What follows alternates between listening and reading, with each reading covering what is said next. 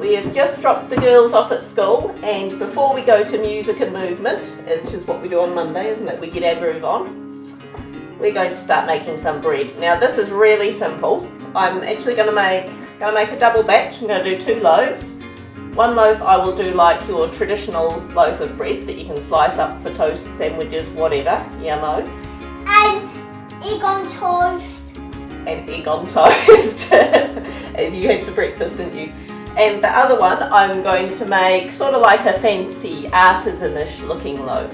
So we'll need a big bowl, especially if you're doing a double batch, because it will rise up. We will need 2 tablespoons of yeast in the bowl. Now this is so simple, there is no kneading required. This is the easiest loaf of bread you will ever make. Seriously, it is so simple. Now I do use this stuff, the breadmakers yeast. Doesn't matter what brand, I just go for whatever's cheapest on the day. 2 tablespoons of salt. Salt.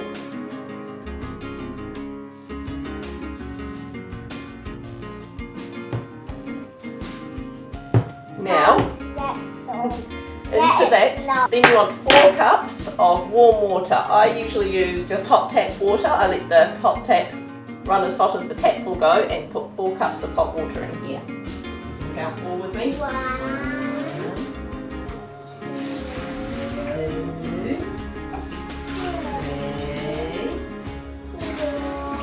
4. Let's get our spoon. You'll notice it's kind of going slightly frothy-ish. Get the spoon, just give it a good mix in, just make sure it's all mixed up. Got some high-grade flour. The high-grade stuff, a lot of people think high-grade means better. Not necessarily in this case, it's just, it has a higher protein count and it just helps the bread to rise up better. It's just better for bread making. Your normal baking, cakes and muffins and stuff, thank you, you're better with normal flour. So, 8 cups of high-grade flour. And as you know, so I don't buy the expensive flour, just the pan stuff. 8 cups is about 1 kilo, by the way, in case you prefer just to, you know, weigh it. 2, 3, 4, 5, 6, 7. 1, 2, 3, 4, 5, 6, 7, 8. That is literally it as far as ingredients go. Now, give that a good mix up. So we just want to get it nice and mixed in so you don't get clumps of flour through your bread. Because after this mix, you won't really be mixing it or kneading it anymore. You'll sort of be transferring it to loaf tins or whatever you're baking it in. I'm going to have to get my hands messy now because it just gets a bit hard mixing it all together with the spoon. Do you want to come back round here, love? Just so that it's scooching all over the bench. Just give it a good old, as I say, just until it's all nicely mixed in. And then, if you've got a bowl with a lid, then that's ideal. Bear in mind though, it is going to rise up. So you can either put cling film on here, what I've discovered, this old plate from an old microwave that I kept hold of. Not only is it great for putting birthday cakes on, it fits perfectly. So that's awesome. So that is it. You walk away for about 3 hours. Me and Aston will go to music. We'll get our groove on. We get our groove on pretty hard, don't we?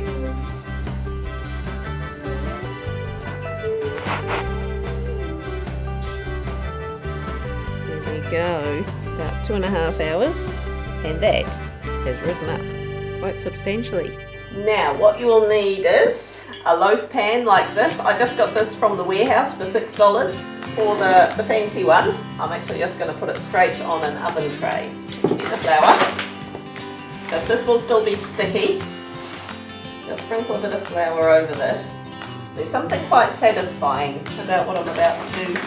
Put a bit of flour on your hands and go boom. All that good work the yeast is doing. Punch it down. Can I punch it down? No. Why?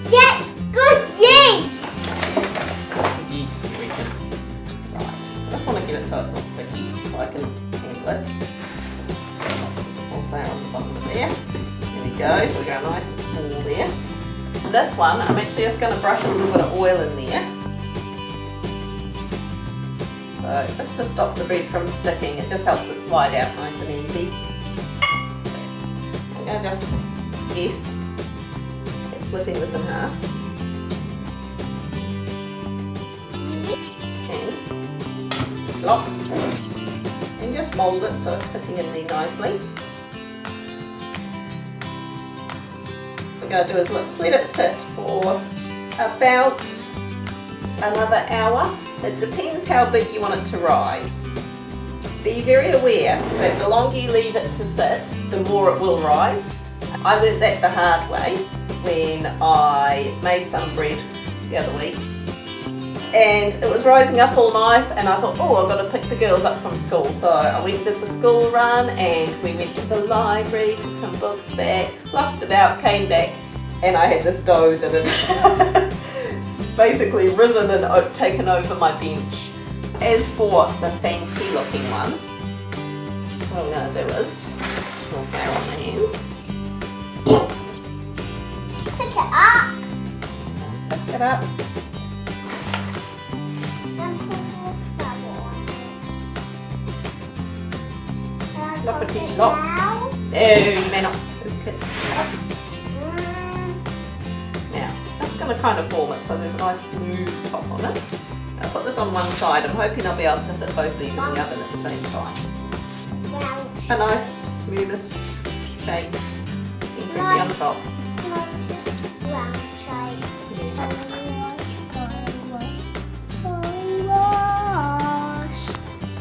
They have risen quite nicely. And I'll show you what to do next. You can put these just in the oven as is. I like to get a bit of melted butter. Basting brush just gives it a nice sort of a nice brownish, slightly crunchy-ish top to it. Now, I'm aware that you can buy $1 loaves of bread from certain places, and there's nothing wrong with that. Unfortunately, neither my kids nor my husband like those $1 loaves.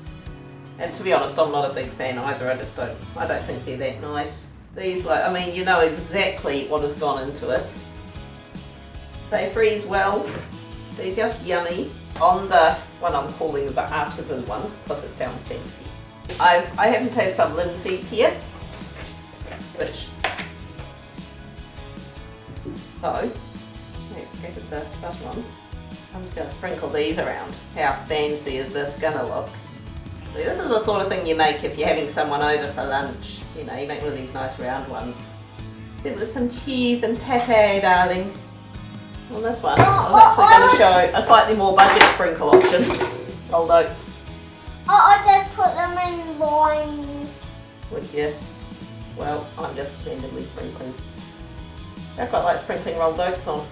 And they're a lot cheaper than fancy seeds. So I'm just going to put them in the oven, in a preheated oven at about 220 degrees for about 30 minutes.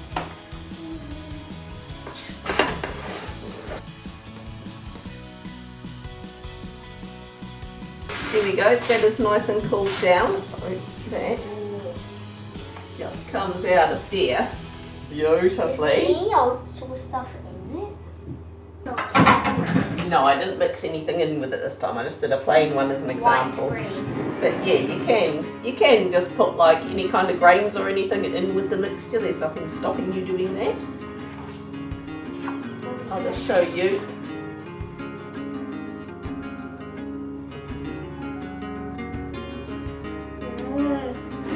Look at that. There we go. So that just slices up beautifully. That makes a yummy toast, doesn't it? Yummy bread, yummy sandwiches, yummy scrummy. Stop poking. And this stuff slice up beautifully as well. Like a cake. Yeah, I should slice it like a cake.